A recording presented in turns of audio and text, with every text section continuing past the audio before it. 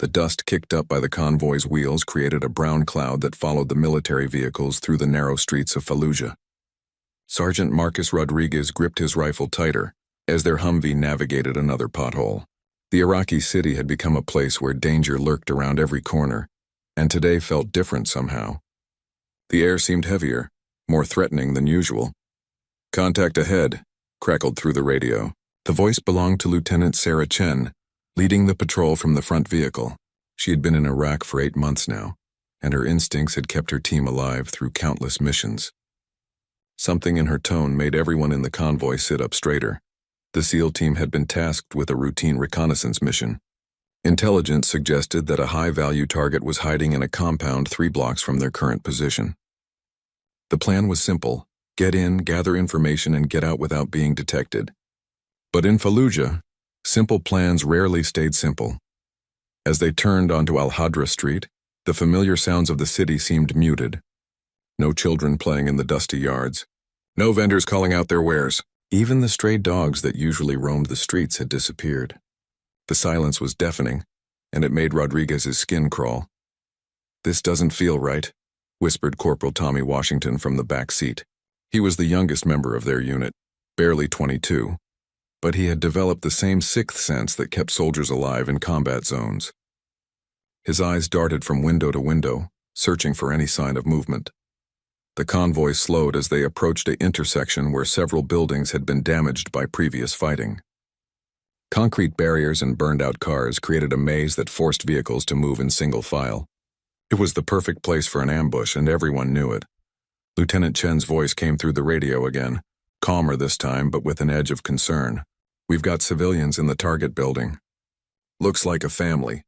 Intelligence didn't mention non-combatants. Through his binoculars, Rodriguez could see what she was talking about. In a second-story window of the target building, a woman held a small child while an older man stood beside them. They weren't trying to hide, which was unusual in a city where most families stayed indoors during military operations. "Could be a setup," suggested Staff Sergeant Mike Torres, the team leader. He had served 3 tours in Iraq and had seen every trick insurgents use to gain an advantage. Families sometimes get forced to stay put when fighters want to use human shields. The woman in the window caught Rodriguez's attention. She was young, maybe in her 20s, with dark hair covered by a colorful headscarf. She held the child protectively, but her eyes weren't filled with the fear he usually saw in civilians during military operations. Instead, she seemed to be watching them with curiosity, even concern. "We need to check it out," Chen decided. "If there are civilians, we need to know. Can't risk innocent casualties on a recon mission." The team dismounted their vehicles and began approaching the building on foot. Rodriguez felt his heart rate increase as they moved through the empty street. The silence was broken only by their boots on the broken pavement and the distant sound of generators humming in nearby buildings. As they got closer to the target building, Rodriguez noticed details that made him uncomfortable. Fresh tire tracks in the dust suggested recent vehicle activity. Curtains in several windows were positioned in ways that would provide perfect shooting positions. Most concerning was the complete absence of any sound from inside the building, despite clear evidence that people were present. "Something's not adding up here," Washington whispered as they took positions around the building's entrance. "Where is everyone? This street should have some activity, even with us here." The woman in the window had moved, but Rodriguez could still see her shadow behind the curtain. She seemed to be pacing, and occasionally he caught glimpses of her holding what looked like a radio or phone. The sight made his stomach tighten with worry. Torres signaled for the team to hold their position while he tried to establish communication with the civilians. He called out in Arabic, asking them to come to the window so they could talk. For several minutes, there was no response. Then slowly, the woman appeared again. She looked directly at Torres and began speaking rapidly in Arabic. Rodriguez couldn't understand the words, but her tone suggested urgency, even desperation. She kept pointing toward the back of the building and making gestures that seemed to indicate they should leave immediately. "She's trying to warn us about something," Torres concluded after listening for a moment. "Says there are bad men in the building and we need to go away before something terrible happens." The team exchanged glances. If the woman was telling the truth, they had walked into exactly the kind of situation they had been trying to avoid. If she was lying or being forced to mislead them, they were already in the trap.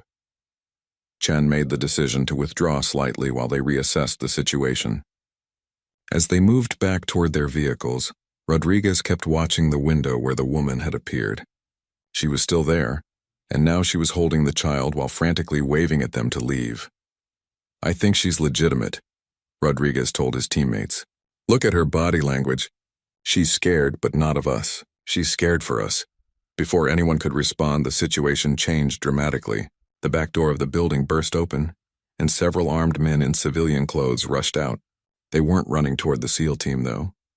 They were running away from the building, carrying weapons and what looked like communication equipment. "Runners!" Chen shouted into her radio. Multiple armed individuals fleeing the target building from the rear exit. The pieces of the puzzle began falling into place. The building had been used as a staging area or communication hub, but the insurgents were abandoning it quickly. The family upstairs wasn't there by choice. They had been held to make the building appear occupied by civilians. As the armed men disappeared into the maze of back alleys behind the building, the woman in the window became more agitated. She was shouting now, pointing not toward where the men had fled but toward the street where the SEAL team stood.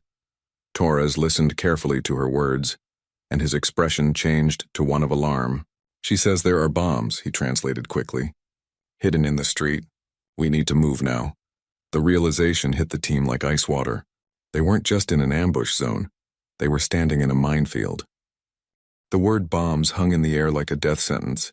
Torres immediately began barking orders for the team to freeze in place, while he tried to get more information from the woman in the window. Every step they took now could be their last, and everyone knew it.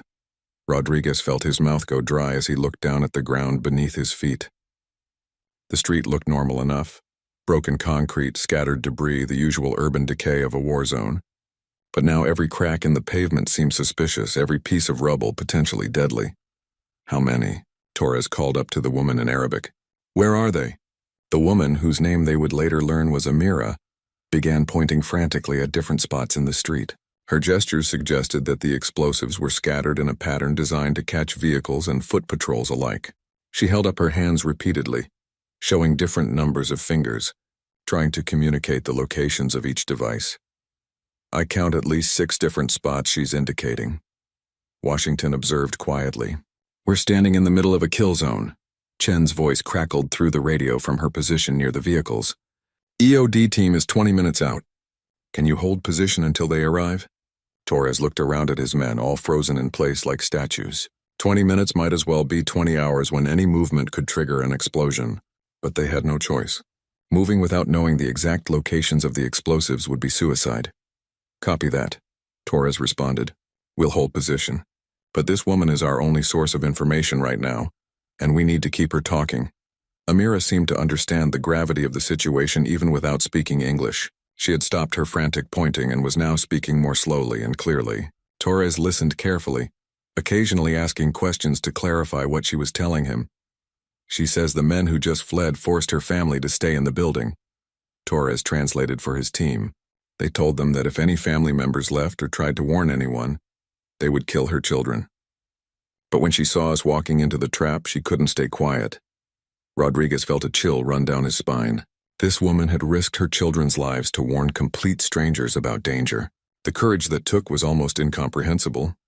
"Ask her how she knows about the bombs," Rodriguez suggested. "Did she see them plant the devices?" Torres relayed the question, and Amira's response came quickly. She gestured toward the back of the building where the armed men had fled, then pointed to her eyes and made a watching motion. She had been observing from her window as the insurgents prepared their ambush. She watched them dig holes and place the devices over the past 2 days, Torres explained. "Says they worked mostly at night, using the building as a base of operations.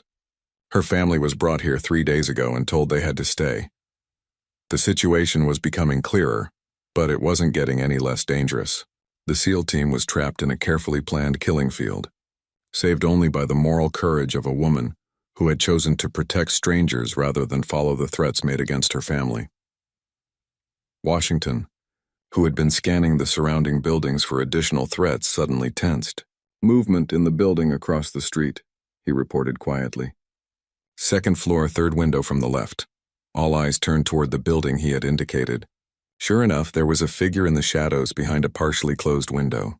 The person seemed to be watching their situation unfold, but it was impossible to tell if it was another civilian or a potential threat. Could be a spotter, Chen's voice came through the radio.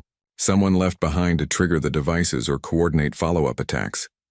Torres called up to Amira again, asking if she knew about other people in the area. Her response was immediate and alarmed. She pointed toward the building Washington had identified and began speaking rapidly. Her voice filled with fear. "She says that's where the leader was staying," Torres translated. "The man who threatened her family. She thought he had left with the others, but maybe he stayed behind." The implications were terrifying. If the insurgent leader was still in the area, he might be waiting to detonate the explosives manually.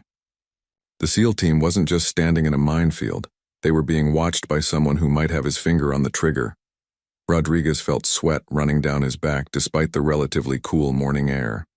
The tactical situation had gone from bad to worse, and they were running out of options. The EOD team was still 15 minutes away, and every second felt like an eternity. "We need to make contact with whoever's in that building," Chen decided. "If it's hostile, we need to know now. If it's another civilian, they might be in danger too." Torres nodded and began calling out toward the building in Arabic, identifying himself as American military and asking for a response. For several long moments there was silence. Then, slowly, a man appeared in the window.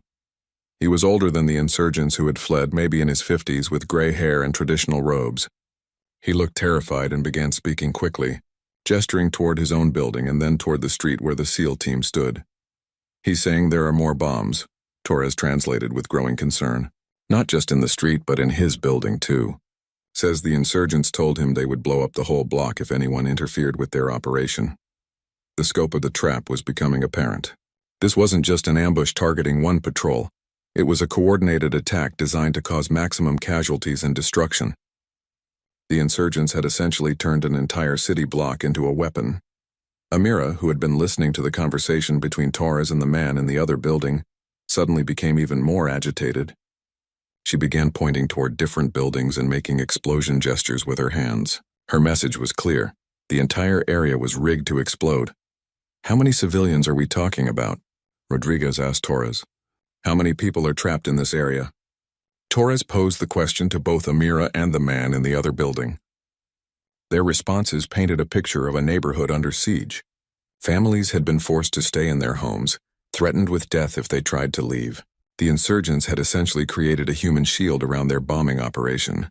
"At least 30 people," Torres reported grimly, "spread across 5 or 6 buildings, all being held in place by threats against their children." Chen's voice came through the radio with an update that offered little comfort.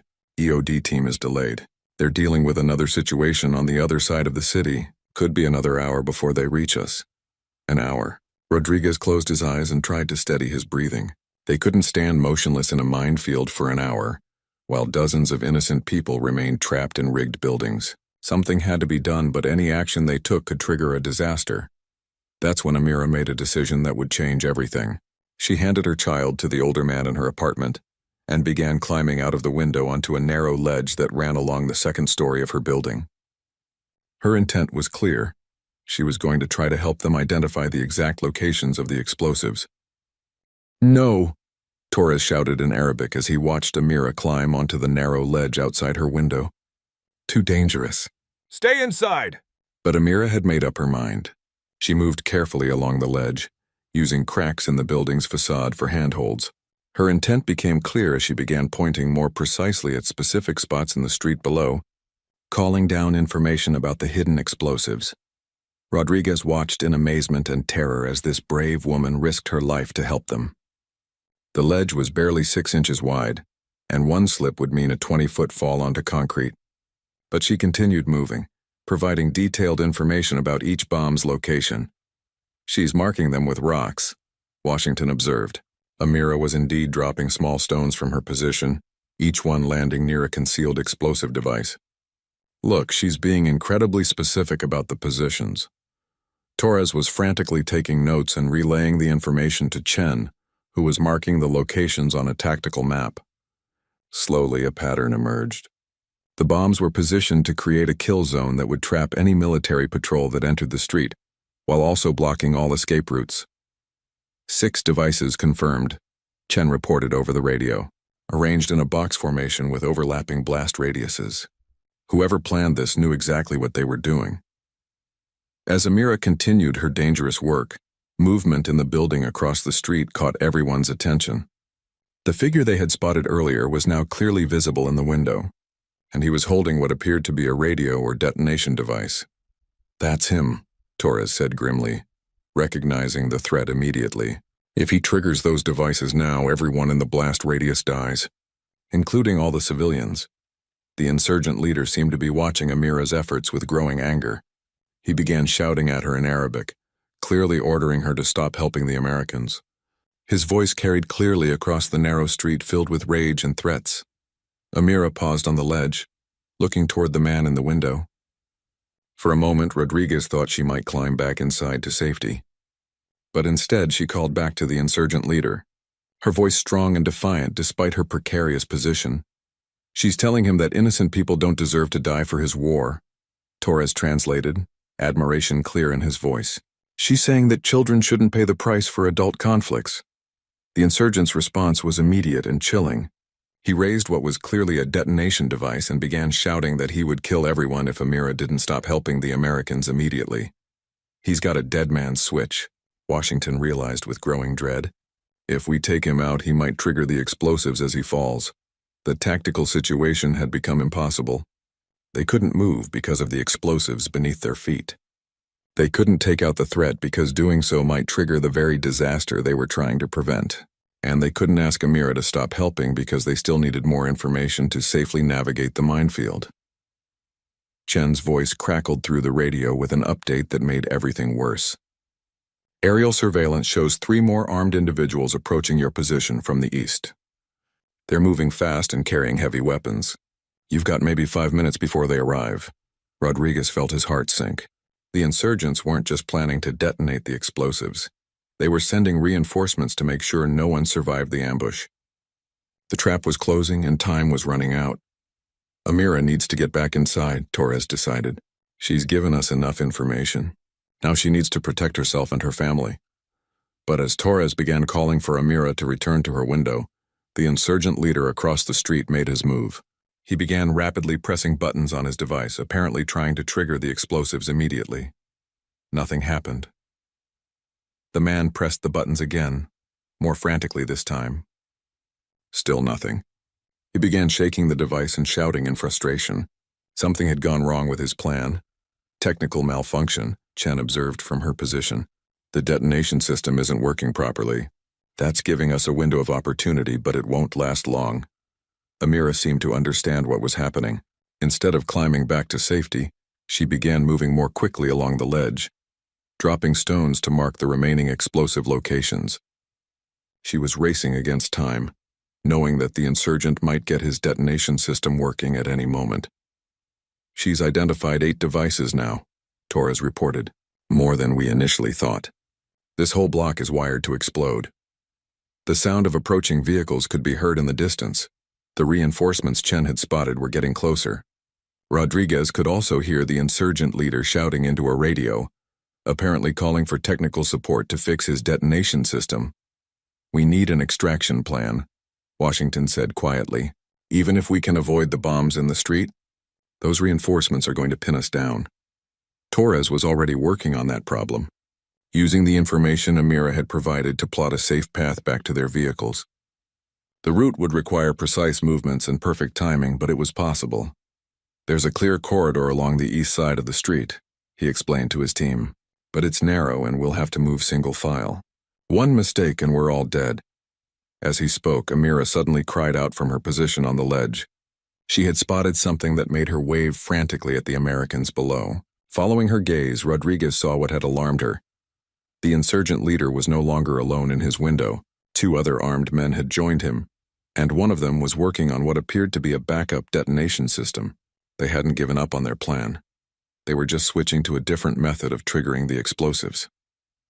"They've got a manual firing system," Chen reported after observing the situation through binoculars. "Looks like they can trigger individual devices or set them all off at once." The margin for survival was shrinking rapidly. The approaching reinforcements, the backup detonation system, and Amira's increasingly dangerous position on the ledge all combined to create a crisis that demanded immediate action. That's when Amira made another decision that would change the course of events. Instead of climbing back to safety, she began moving along the ledge toward the building where the insurgent leader was positioned. Her intention was unclear, but her determination was evident. "What is she doing?" Rodriguez asked Torres urgently. Torres called up to her in Arabic, asking about her intentions. Her response came back clear and firm, spoken loud enough for everyone to hear. "She says the detonation device needs to be destroyed before more people get hurt," Torres translated with growing concern. "She's going to try to get into that building and stop them herself." The courage was unbelievable, but the plan was essentially suicide. Amira was risking everything to protect not just the SEAL team, but all the civilians trapped in the surrounding buildings. She had appointed herself the protector of innocent lives, regardless of the cost to her own safety. Rodriguez watched in horror as Amira began making her way along the ledge toward the insurgents' building. The gap between buildings was at least 8 feet, too far to jump safely, especially from such a narrow perch. But she seemed determined to find a way across. "She's going to get herself killed," Washington whispered, voicing what everyone was thinking. Torres continued calling to her in Arabic, trying to convince her to return to safety. But Amira had spotted something the others had missed. Between her building and the insurgents' hideout, there was an old clothesline stretched across the narrow alley. The thick rope looked sturdy enough to support her weight, but using it would require incredible courage and skill. "No way," Rodriguez breathed as he realized what she was planning. "She's going to try to cross on that rope." The insurgent leader had also noticed Amira's movement and was becoming increasingly agitated. He began shouting threats across the alley, waving his weapon in her direction. But he couldn't fire at her without risking the detonation of his own explosives.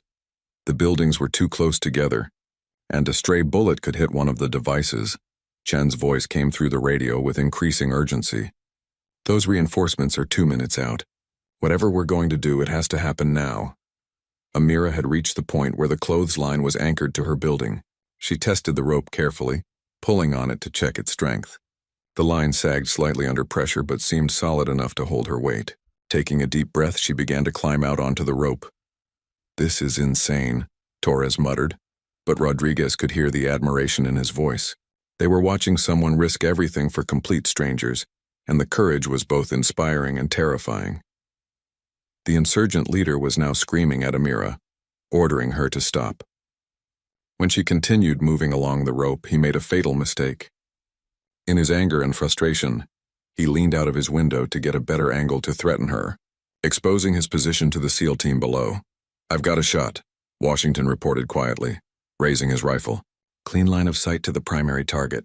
"Negative," Torres responded immediately.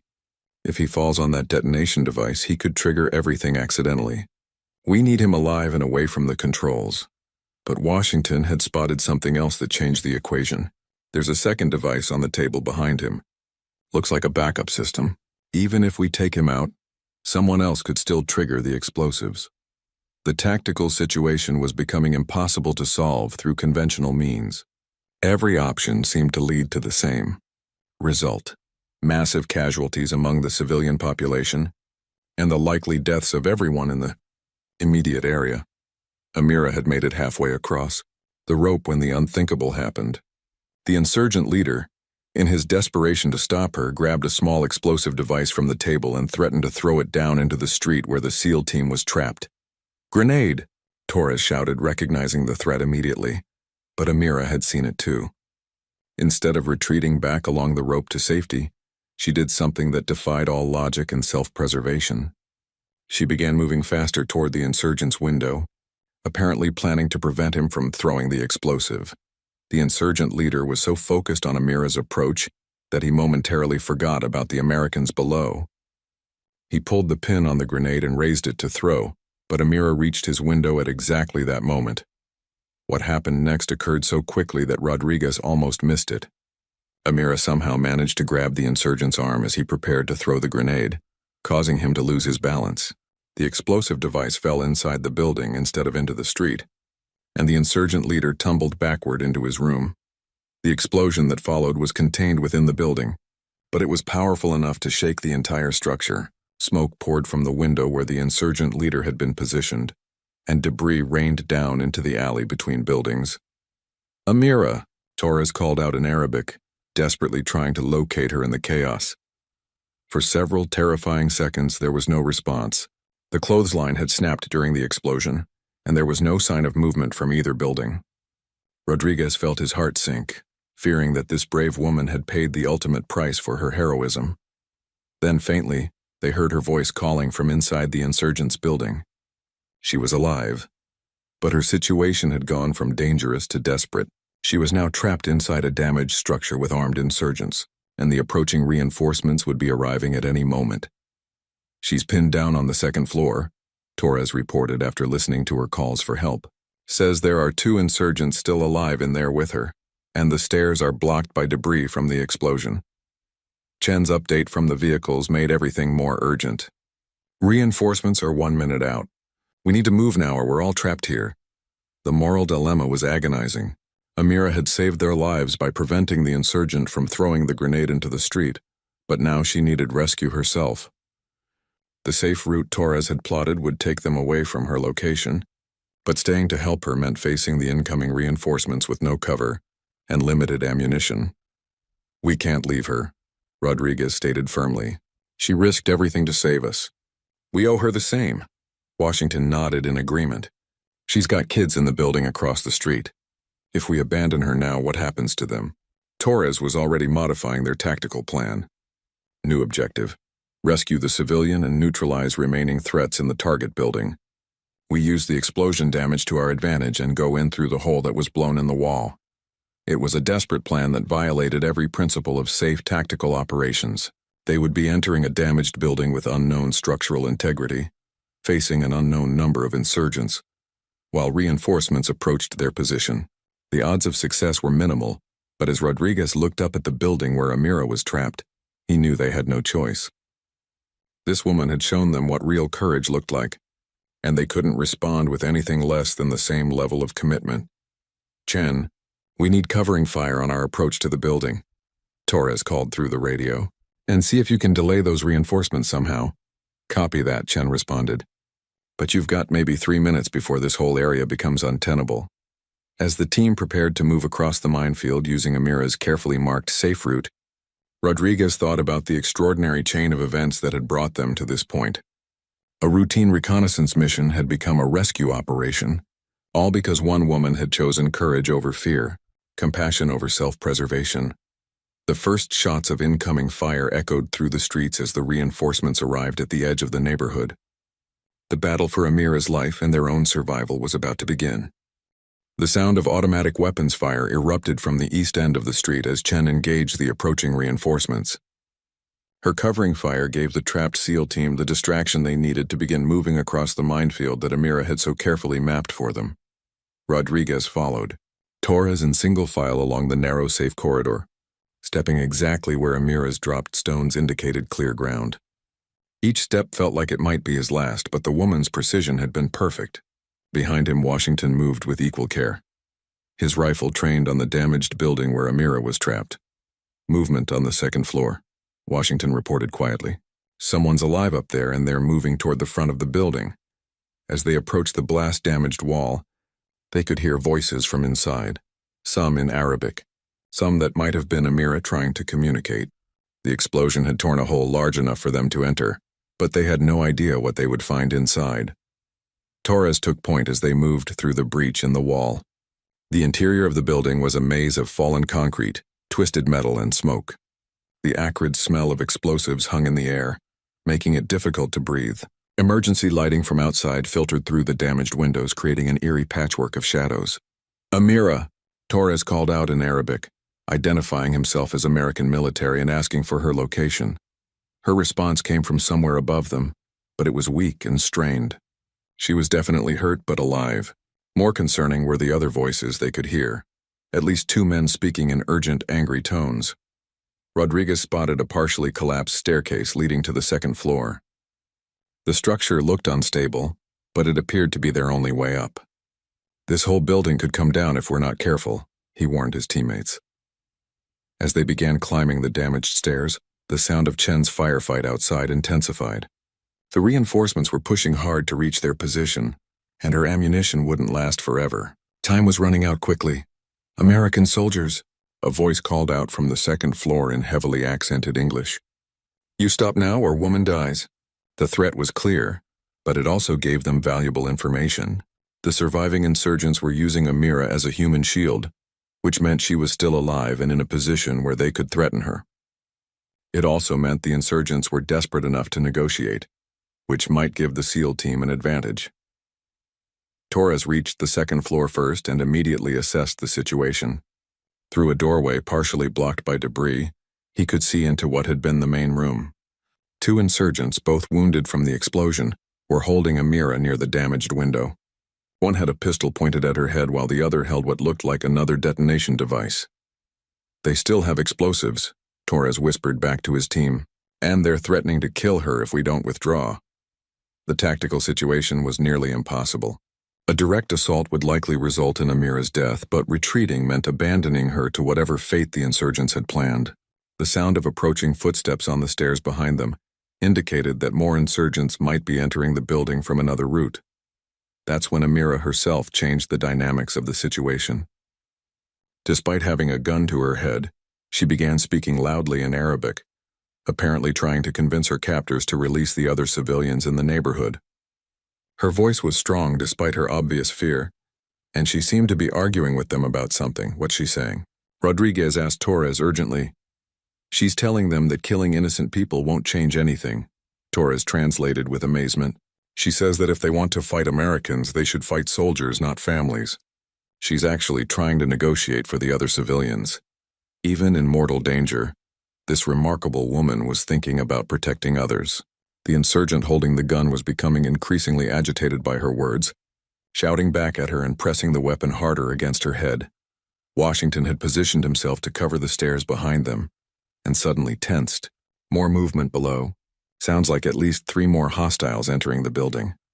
They were about to be trapped between 2 groups of insurgents, with an unstable building ready to collapse around them, and a civilian whose life hung in the balance. The sound of Chen's covering fire outside was becoming more sporadic, suggesting she was running low on ammunition or being forced to change position. "Chen, what's your status?" Torres called through his radio. "Heavy resistance," came her reply between bursts of gunfire. "I can hold them for maybe 2 more minutes, then I have to fall back." "You need to get out of that building now." But leaving wasn't an option with Amira still held hostage. Rodriguez studied the room layout through the partially blocked doorway, looking for any tactical advantage they could exploit. The explosion had weakened the floor structure and parts of the ceiling had collapsed, creating new cover positions and sight lines. That's when he noticed something that might change everything. The detonation device the second insurgent was holding appeared to have been damaged in the explosion. Wires were hanging loose from its casing, and the man seemed to be having trouble with its operation, much like the leader had experienced earlier. "Their electronics are fried," Rodriguez realized. The explosion knocked out their detonation systems. This information gave Torres an idea for a desperate gambit. If the insurgents couldn't actually trigger their explosives, their main leverage was gone. The threat to Amira was still real, but they might be more willing to negotiate if they knew their position was hopeless. "Tell them their detonation system is broken," Torres instructed Rodriguez. "Let them know we can see the damage to their equipment," Rodriguez called out in the little Arabic he knew, pointing toward the damaged device and making it clear they understood it wasn't functional. The effect was immediate. Both insurgents began examining their equipment more closely, confirming what the Americans had observed. The insurgent with the gun began arguing with his partner, apparently debating whether to continue holding their position or try to escape. During their distraction, Amira caught Torres's eye through the doorway and made a subtle gesture toward her right side.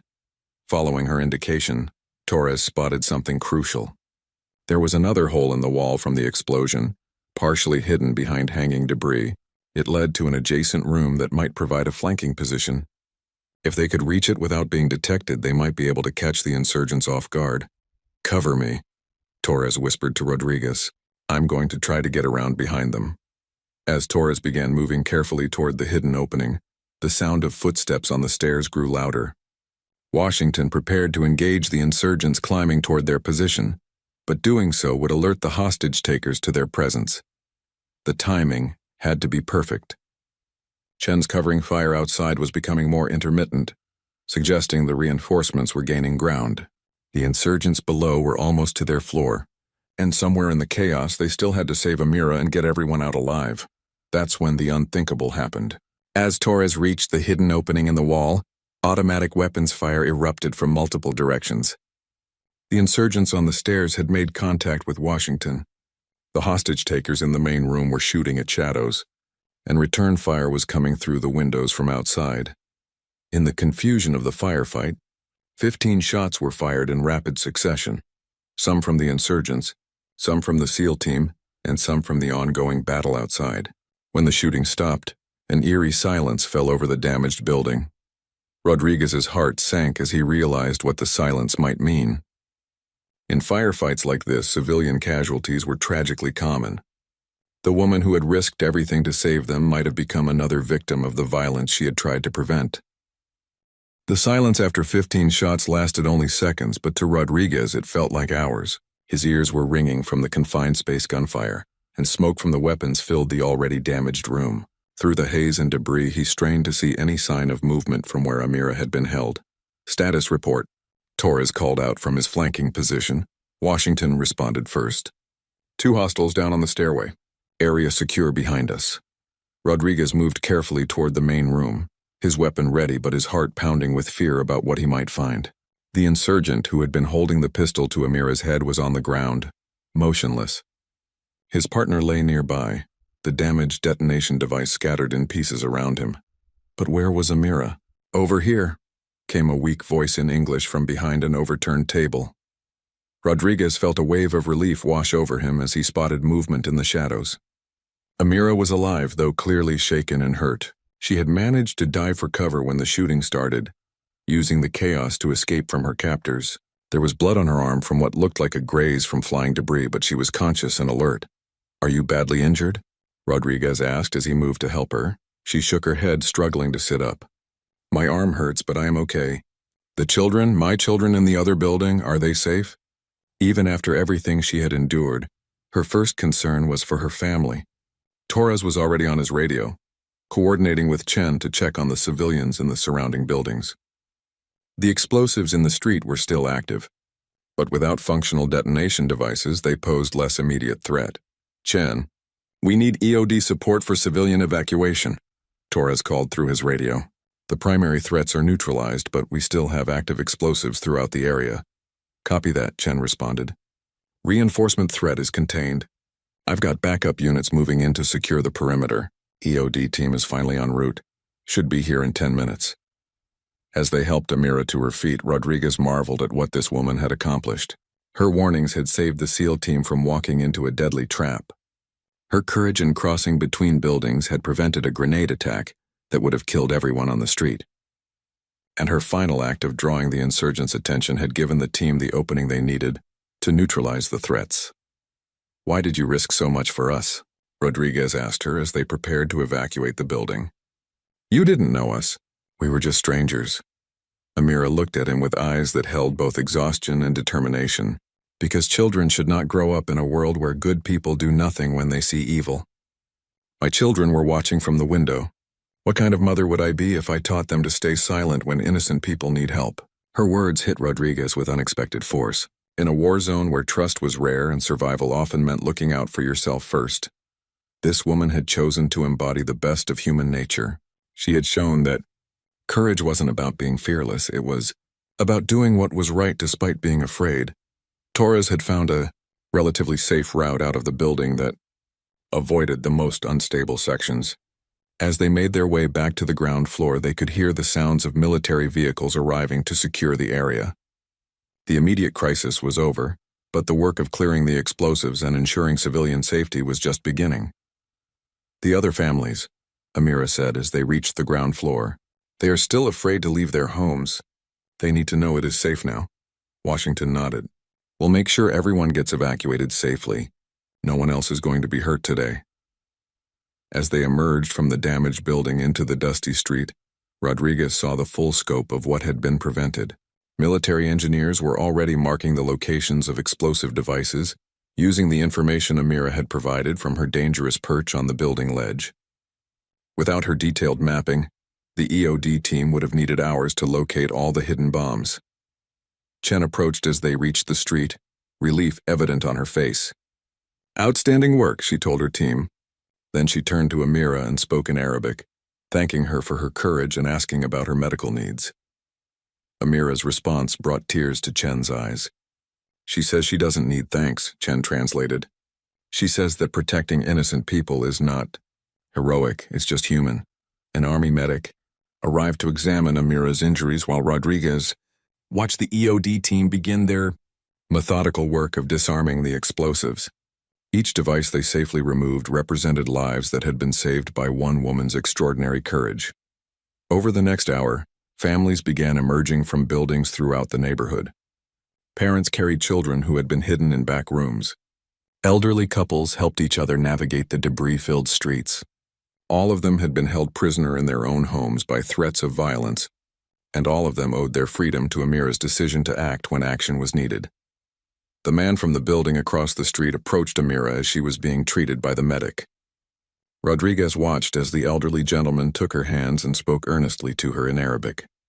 Chen translated his words. "He says she is the bravest person he has ever known, and that his grandchildren will grow up hearing the story of the woman who saved their neighborhood." As the afternoon sun began to cast longer shadows across the street, Rodriguez reflected on the day's events. They had started with a routine mission and ended with witnessing one of the most remarkable acts of courage he had ever seen.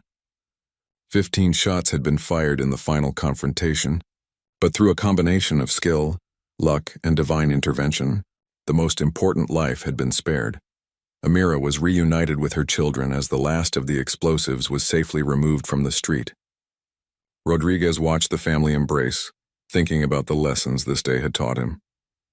In a world often dominated by violence and hatred, it was possible for individual acts of courage to change everything. The woman who had risked her life for strangers would return to her daily routine, raising her children and trying to build a normal life in a war-torn city, but her example would live on in the memories of everyone who witnessed her courage. She had shown them that heroism wasn't about wearing a uniform or carrying a weapon. It was about choosing compassion over fear, action over passivity, and hope over despair. Years later, whenever Rodriguez faced difficult decisions in his own life, he would remember the woman on the ledge in Fallujah who had taught him what real courage looked like. He would remember that sometimes the most important battles are fought not with weapons, but with the simple decision to do what is right, regardless of the cost. Amira had taken 15 shots fired in anger and chaos and somehow emerged alive, not through luck alone, but through the kind of moral courage that makes ordinary people extraordinary. Her story would become legend among the soldiers who served in Iraq, passed down as an example of the incredible things that happen when someone chooses to act with pure, selfless bravery. In the end, she had saved not just the SEAL team, but an entire neighborhood. More importantly, she had reminded everyone who knew her story that heroes are not born.